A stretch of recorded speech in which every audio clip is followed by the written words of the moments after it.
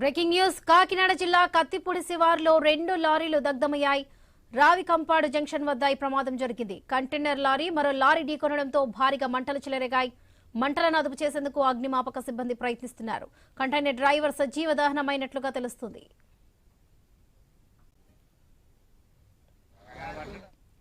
కాకినాడ జిల్లా కత్తిపూడి శివార్లో 2 లారీలు దగ్ధమయ్యాయి. రావికంపాడు జంక్షన్ వద్ద ఈ ప్రమాదం చోటు చేసుకుంది.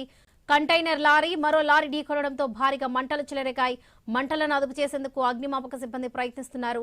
కంటైనర్ డ్రైవర్ సజీవ దహనమైనట్లుగా సమాచారం. రైట్, ఇదే విషయానికి సంబంధించి పూర్తి అప్డేట్స్ మా ప్రతినిధి రాజేష్ అందిస్తారు. రాజేష్, కాకినాడ జిల్లా కత్తిపూడి శివార్లోని రావికంపాడు జంక్షన్ వద్ద ఈ రోజు తెల్లవారుజామున కంటైనర్ లారీ మరో లారీ ఢీకొన్న ఘటనలో రెండు లారీల నుంచి భారీ మంటలు వ్యాపించాయి. ఈ 2 లారీ ఢీకొనడంతో ఇంజిన్ నుండి చెలరేగిన మంటలని చెప్పకుండా అగ్నిమాపక సిబ్బంది చెప్పే పరిస్థితి కనబడుతుంది.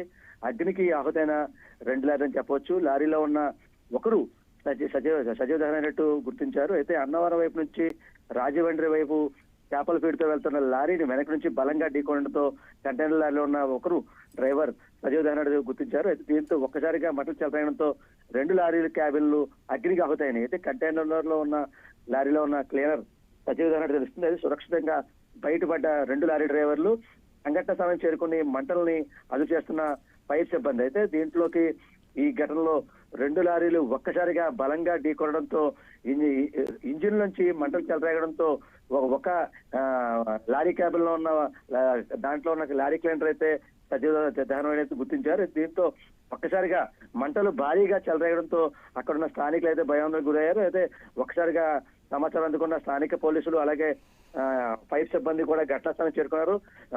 ఫైర్ సిబ్బంది అక్కడ ఉన్న మంటలను అయితే అదుపు చేసే ప్రయత్నం చేస్తున్నారు.